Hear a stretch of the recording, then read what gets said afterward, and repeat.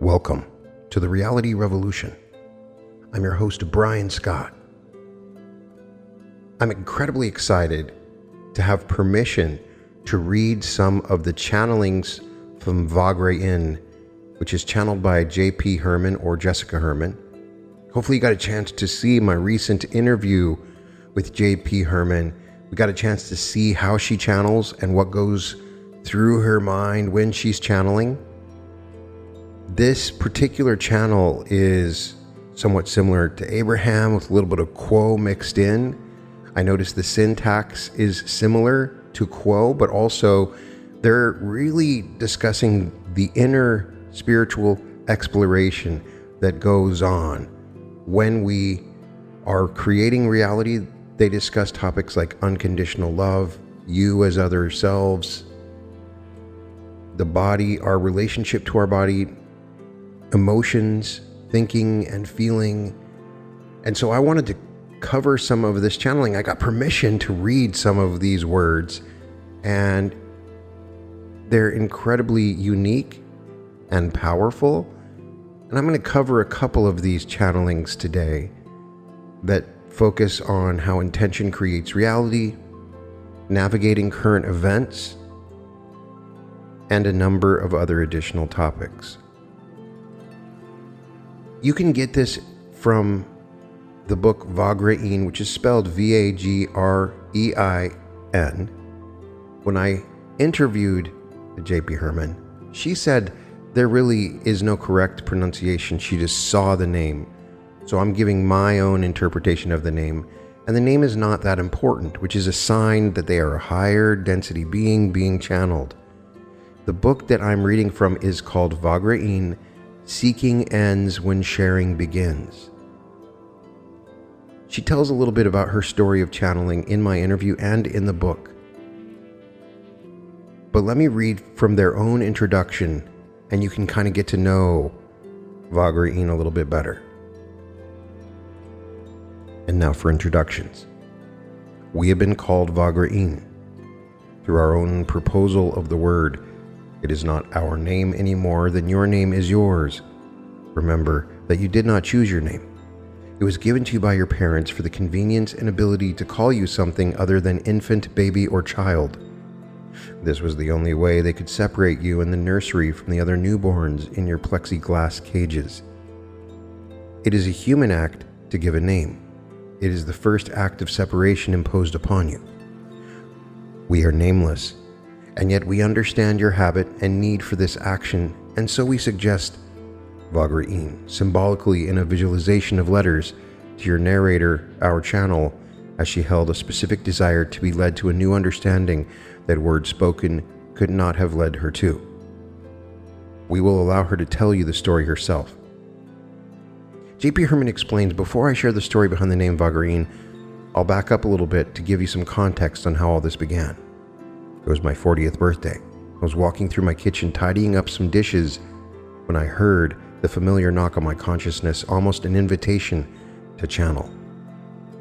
I put heard in quotes here because it's not the kind of hearing that is done with the ears or any part of the physical body.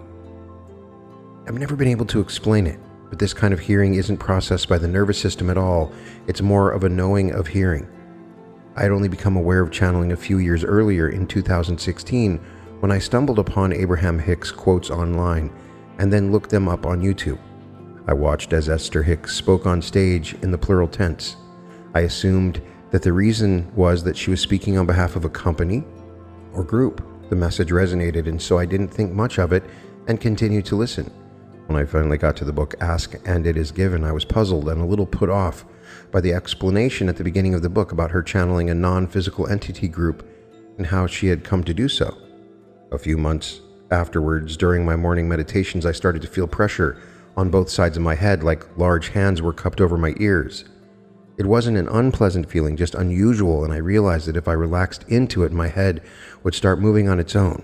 It was as if this sensation was moving it. Curious, I continued the meditation and tried not to focus on what was happening, but on the observer, until I observed that my head was being moved into unusual and exaggerated positions on my neck. It scared the hell out of me. I could resist it and stop myself from moving, but then was not able to go as deep into meditation since it began happening every time I meditated. I eventually gave up meditation altogether, frightened by what was happening.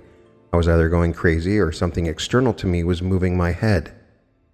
Now, I find this interesting when she says that she suddenly had these movements happening. If you read the history of the Law of One sessions, when they first started channeling the Confederation, there are a number of accounts on llresearch.org where they say there's a tuning process that would occur. And people would just sit at their bed moving their mouths and their head. I would also refer you to a recent interview I had with Daniel Scranton, where he really emphasized the nature of channeling being a physicality, an energy that moves through you and starts moving you. This is different than other channelings that seem to come verbally. And so I find there's some authenticity and credibility when I read about these kind of channelings. I was also struck by the syntax that was used when I read the Vagrein channelings, because they're very similar to Quo. And I can only allow you to judge, but I do find that their revelations are authentic and activating a higher energy field, particularly when I read these or listen to these words. And so I'm honored to read the words of Vagrein. We are available. You already know everything you need to know. You are already able to speak for us. We are present. We cannot speak to all of you because all of you will not hear. We use those of you in form to speak for us so that those that would not hear directly can choose to misinterpret. The term alienation is perfect. There is no need to fear for even the alienation that you face, as a bridge or a messenger is perfectly placed to respect those who do not wish to hear. It is a protection. You may continue to share your or our message, which is the same, and those who do not wish to hear may think that there is something wrong with you, that you made it up, or that you are mentally unwell. A part of them knows, a part of them hears anyways. There's a natural, instinctual fascination with the truth, and those who do not wish to hear with their ears or their heads may still choose to hear with their hearts and in their perfect time rise. We watch as you continue to play games. Even the game to save the world is a game.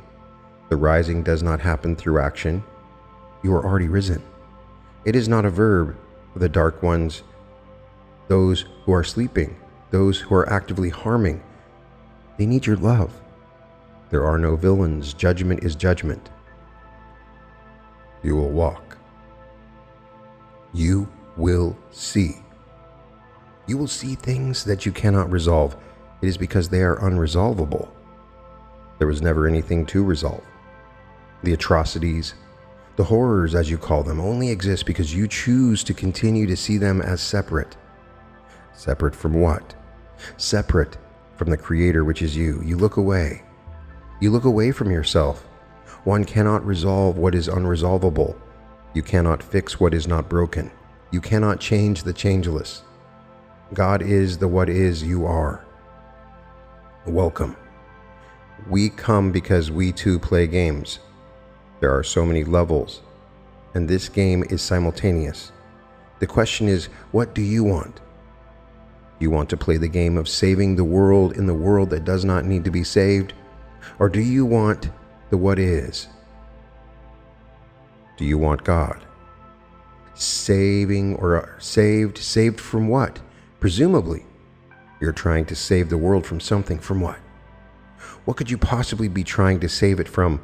Or humanity from itself? Humanity is both the victim and the perpetrator. So, as you save it, you punish it. As one is enlightened, one is condemned. One is freed, one is caged. And yet you spread the word, you spread the word, you spread the word. You talk of waking up to what is. Now, in this amazing book, and there are two books that you can read from Vagrein. The second is called Insight. And as I said, they speak of a variety of different topics. There's a very interesting chapter on channeling. They describe everything as channeling. Channeling external entities, different sources, intuition is channeling. I came away from this particular book understanding channeling much better. I was really drawn to a particular chapter where they speak of intention. This is something I've talked about regularly on my channel, all the way back to reality transurfing, in understanding intention, separating it from just an affirmation, and the way that intention creates reality, and they agree, explaining that intention is your main source of power.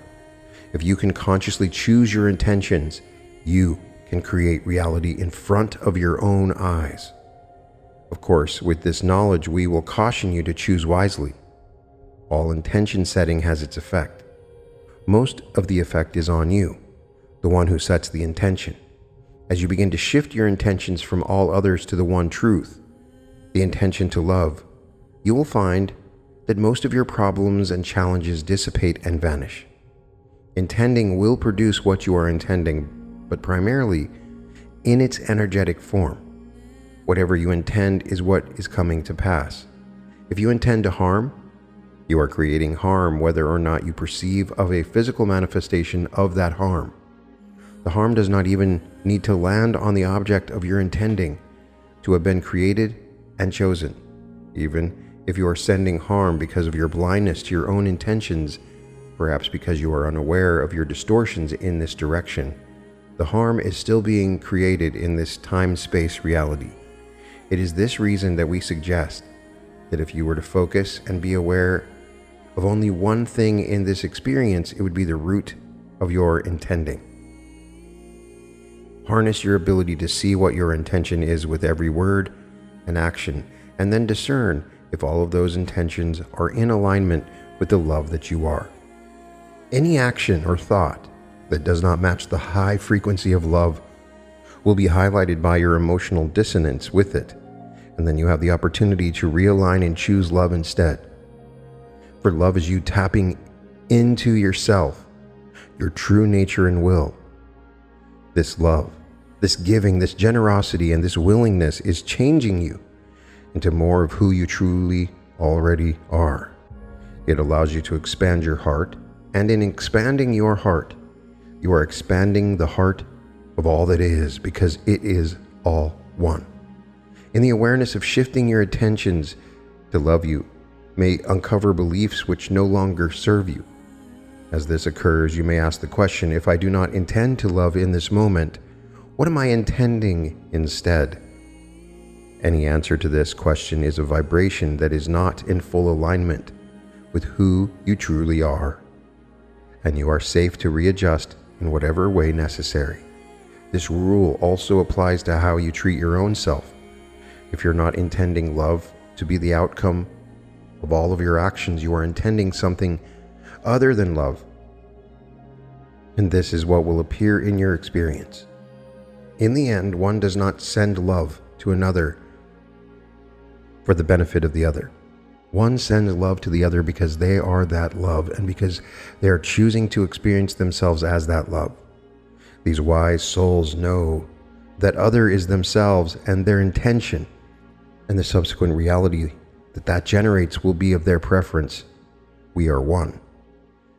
It could seem very selfish that the only reason one would send love to another is that it is itself. This is what love is. Love is the recognition that another is oneself. We encourage the setting of love as one's main intention because it is the only intention of the all that is, even if it seems not to be the case. When you are witness to circumstances and experience that does not seem to you to be the vibration of love, we encourage you to hold the intention of healing and wholeness yourself. In this intention and this vibration, you will find your own healing and wholeness, thus allowing you to see the situation in a clear fashion while simultaneously dismantling the need for the situation to present in order for you and all those like you to reach a space of choosing what would not seem to be love in your experience in order to learn the lessons yet again that all of it is. Expectation is not intention. There are many who teach the holding of positive expectations as a way to manifest more swiftly one's desired outcomes. While this is a useful practice, and we always encourage reaching for positive thoughts, do not rob yourselves of your personal power of creation. Expecting an outcome is not the same as intending it.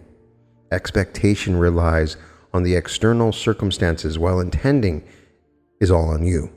Expectations are not choices. You are not choosing when you are expecting something. You are hoping in a positive direction.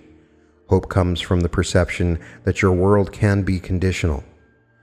You are running a lack belief programming when you hold hope and expectations, because if you choose and intend, you would know, and your experience would reflect this knowing. An expectation can only exist when there is doubt of your chosen outcome. And if there is doubt in your chosen outcome, then what you will receive is doubt. This, of course, means that one cannot get attached to a specific outcome that they are hoping for. If you believe that the highest experience would be the manifestation of a car or a higher paycheck, you cannot honestly intend that outcome to come to pass. There will be an aspect of your being that naturally shifts your intention into the lower vibration of hope, because what kind of car you have specifically is of complete disinterest to the all that is. Instead, the all that is fascinated by your potential for love, happiness, alignment. These things can appear with or without your preference of vehicle and are often impeded directly by your preferences. Teachings that remind you to release expectations and preference. Do not do so because expectations are bad, but because when one has expectations, they will receive something different than what they expect. This is the teaching nature of experience and contrast. Personal preference does not align with the intention of love, for in love one would love whatever did or did not arise in their experience. Holding the expectation and preference points to an opportunity to learn more of the lessons, and your higher self loves an opportunity to help you to learn more of what you are wanting to learn. The next time you would like to peer into the future, we would suggest choosing and intending over hoping or expecting. There is a game of doubt being played out on a collective level for your civilization because of the increase in catalysts that would have you choose. So doubt arises to remind you how important it is to choose. Doubt arises to remind you that, without a doubt, you truly can control your entire existence. The opposite of doubt is faith. That is the beautiful lesson of this sentiment. Doubt will push you, eventually, to choose faith. Faith is created through wise intention. A wise intention is one that cannot fail to provide. The intention to love, or the intention to choose love more often, is a guaranteed success. It is also wise to leave the future be and bow in the humility that while you know, you do not know. And not knowing is the purest and wisest choice you can make, because it brings you back to the what is and the self, which is all you could ever truly know. The power of any action is only as strong as the power of its intention. There is no action without intention arising first. Any action unbacked by a strong conscious intention is futile. There is no point in action on its own, and it is impossible. The only action without intention is one that you are partaking of without awareness of the intention behind it. There is, however, always a conscious or unconscious intention to every action. Intention is what brings any action to fruition. In action backed with conscious intention, there is the inability of failure towards the intention. However, there is always the higher intention and the universe working in your favor to bring you to your learning lesson. Sometimes one cannot trace back outcome to their original intention because they cannot zoom out to a distance wherein they can observe the original intention that put action and then results in motion. In regards to setting goals, we would say that setting goals for the now as opposed to the future is far more beneficial. If you set your now goals and intend towards them, your long-term goals will simply unfold in a surprising way that you could not have predicted. If you set the goal and intend to be in your highest vibration in each subsequent now, it is impossible that your long-term goals will not be achieved all on their own. Intention and faith are the greatest goal-achieving skills that one can practice. Intention is what puts the building blocks of your reality in front of your eyes in order to be able to be used. Mastering the art of intention is equal to mastering the art of self-assurance and eliminating elements such as doubt. When you believe that your intention does indeed create your reality, you will be able to create your reality based upon your intention. All you must do is decide what feels good to you. Intend for that to be the outcome sensation-wise of whatever it is that does occur, and you will find that regardless of what transpires, this sensation appears in your experience. This is why gratitude is so powerful. It is the intention to feel good and be grateful for what one has. If one is grateful for what one has, one can only have the sensation of being grateful for what one has. Therefore, nothing for which one would not be grateful could arrive in one's reality. If you could tap right now, for a moment, into the actual vibrational frequency of gratitude, which you can by intending and practicing gratitude, what you will find is that all other frequencies begin to vibrate similarly to it, like a tuning fork. Gratitude or appreciation is one of the highest frequencies that a human can achieve, and one of the easiest to practice achieving without, for example, an external circumstance to have to stimulate it. It is just a question of aligning your mind with the truth of what is, because the truth of what is whatever is a miracle. Whatever is a miracle. The fact that you can experience anything at all, the fact that you can exist at all is a miracle. Remove every question from every mind on your entire planet as this miracle sinks in and becomes all there is. The frequency of all there is that sense of it being a miracle. And so when your father is dying of cancer, it is a miracle. When you're watching your child take their first steps, it is a miracle. When you're biting your toenail, it's a miracle. Your teeth, they grow out of your face, that is a miracle. So gratitude is simply aligning with what is. It is recognizing and intending to admit to the miracle. Being grateful for the air going in and out of your lungs is recognizing the miracle of the fact. Being grateful for your neighbor taking your post when you've gone on holiday is a recognition of the miracle of that fact. Practicing gratitude is the tool that will bring you to the closest interpretation of the truth that there is for your minds to adopt. The rest is the job of the heart and aligning with love. The practice of gratitude is not commonly a human practice only because it has been conditioned out of you. Fear or the ability to be controlled allow you to adopt other beliefs, but a small child knows nothing but the miracle. They know nothing but gratitude. They are a living example of it. Watch a child as they examine a leaf sitting on the surface of a pond. If you slow down and watch, you will see the magic of all existence occurring in your now. You can truly enjoy anything with gratitude, and of course, gratitude is a synonym for love. It is perhaps easy to set very small intentions as opposed to trying to create from nothing something like the intentions to live one's calling. These mini intentions to love moment to moment add up during the course of your days and years until you will find that your calling comes to you, your car or any material goods come to you, the correct relationships and experiences come to you. Your true desires arise based upon the collection of the small desire you have to be more in alignment, to be more love, to be more of who you already are. You are the collection of all of your small desires and the biggest desires within your heart. Those ones of being of service come from the intention to feel good. The specifics don't matter at all. Anything specific is transitory.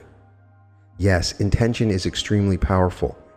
It is very powerful in writing as well as in words. We suggest for you to move with a state of fearlessness.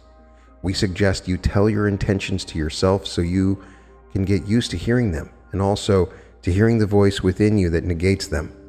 You can start to tell that voice that you are grateful, that it has been protecting you, that you are ready to experiment with this new direction. This is how each pixel of your reality gets placed in front of you. Vagrein goes on to discuss many aspects of what is happening in our world and how we can, from a higher state or perception, and by accessing the higher states of consciousness that we can all tap into, manage, and navigate this and any challenge that comes to greet us as a learning opportunity. Much of this chapter on current events was channeled pre-COVID-19. All of it is as, if not more, relevant since the changes that we have experienced on a global level, because they have access to multiple realities and timelines and a general overview of each of our perspectives. Vagrein does not go easily into predictions or prophecies. Rather, they continually guide us back to our knowing that it is ultimately each of us individually that chooses the future for the collective that we are then witnesses to. In this chapter, they do address some of the more common questions that arouse in the lead up and initial stages of what we are now experiencing and what we can continue to experience. Please ensure that you distill the essence of the answers provided, knowing ultimately that you are a sovereign, empowered being. Vagrein begins by saying, there is nothing external to you.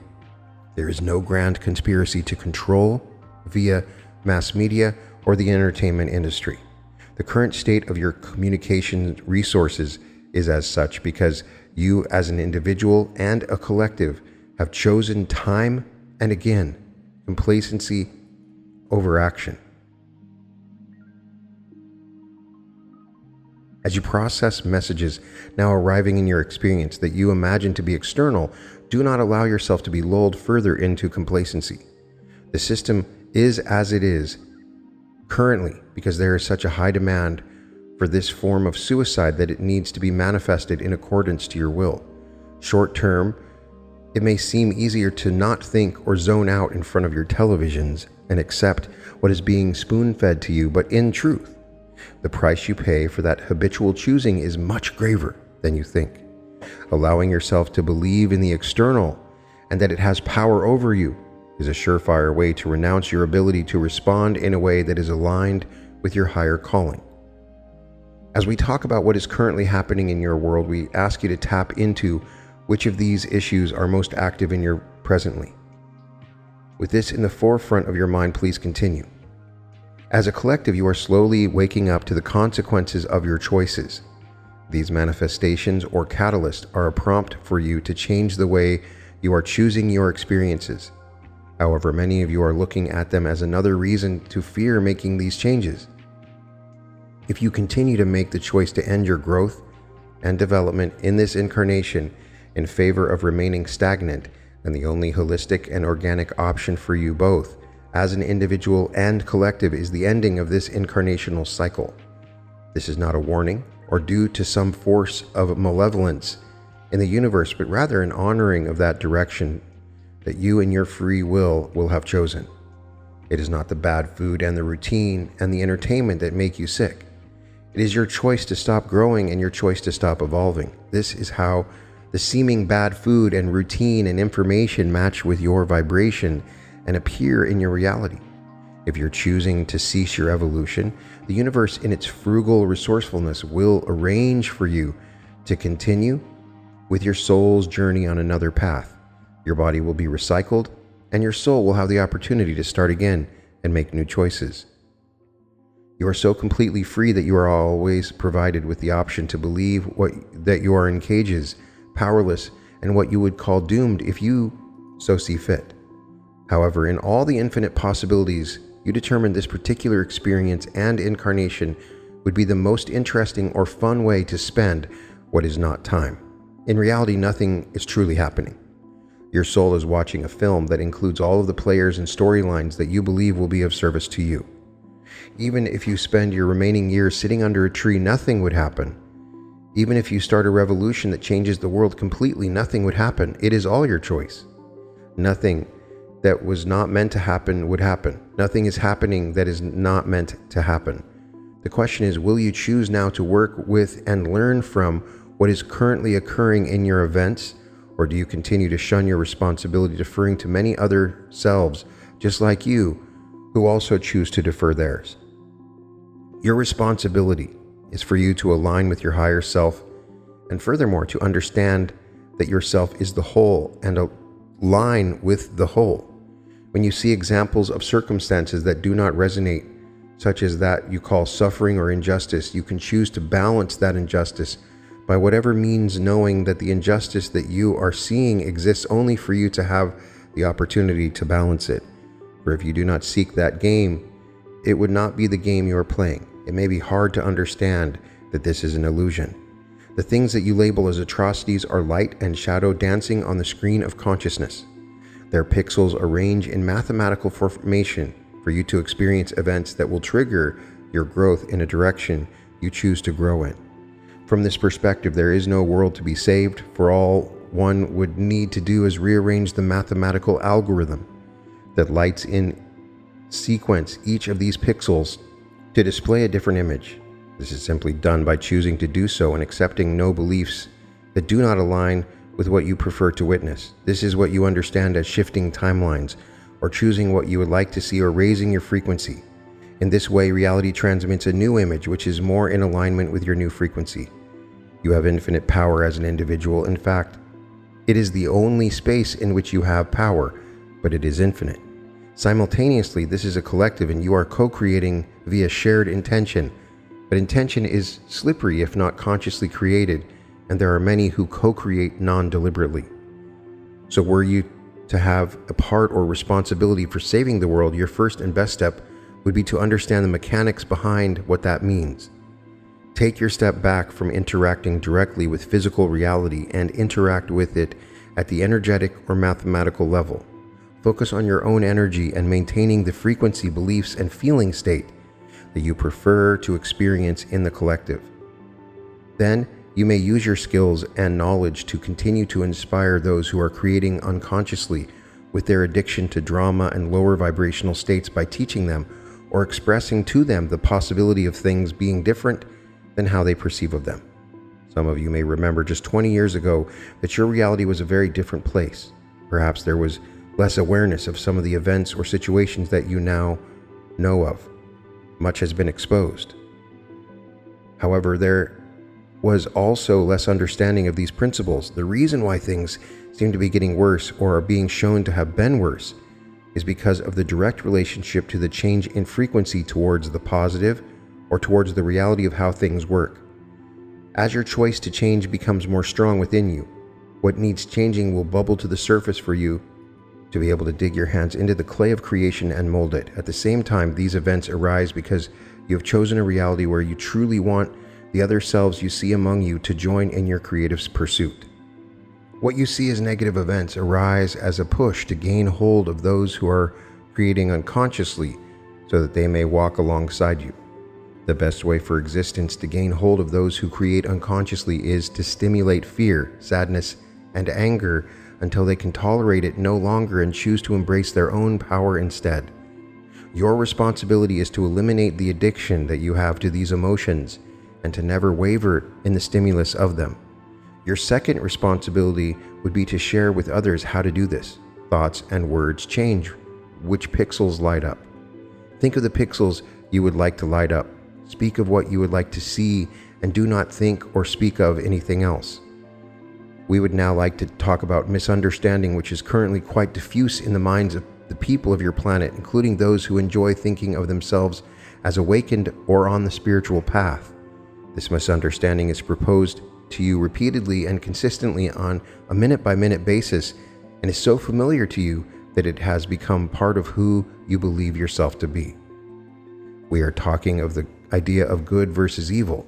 As you may imagine from our previous conversations, we do not hold in our space of consciousness the concept of evil, for we are able to see a broader perspective without judgment of the actions of any and all. We do know, however, that upon your plane of experiencing, there are beings and actions that you are less preferring. There are actions that go against the very fiber of your being, things that are horrific or that you see as such. We do not discount or disregard that there are strong emotions tied with these circumstances, as the emotions are indication of your preference and your desire to choose differently. However, we would like to propose a clarification that the battle, if it were a battle, you are choosing to wage is misdirected. There is not a war of good versus evil. There is instead the choice between oneness and separation. In any situation that you can look upon and claim to be wrong or evil, you will see there is a common underlying thread of separation. There is, likewise, a common underlying threat of separation in your reaction to that action, and a distancing that takes place as one observes what is not wanted from a position of righteousness or from a position of holding a strong desire for another preference. If this desire is held without an acceptance first of the what is and an appreciation for the catalyzing element that the circumstance has brought to you, more separation is generated. Now, there's a whole bunch more to this channeling, and I recommend that you read the whole chapter, as well as additional chapters like Prepare for the Future. And there's some amazing chapters in here that will really inspire you to be of service to others. Again, this comes from the book Vagrein, Seeking Ends When Sharing Begins. And to discuss this, understand that there is a clear delineation made between expectation and intention. I do teach that expectation is a powerful creating principle, but this is an even better teaching because it helps to define expectation. If you are expecting and it's just a hope, then it is not working. Intention is declaring your power and saying, this is what I want. But a very clear principle is discussed in this channeling, and that is intending with love and aligning with love in your intentions. And when you do that, all the power comes available to you and you're able to manifest much easier. I read a little bit of this chapter on navigating current events to point out that what is happening in the outside world is a lesson to learn about what is happening within, and that it's not really happening. It's an understanding of what is happening within you. And these teachings are continually showing us, in order for us to respond to the outside world properly, we must move within to a better alignment with love. And when we do this, anything is possible. You can find all episodes of The Reality Revolution at therealityrevolution.com. And welcome to The Reality Revolution.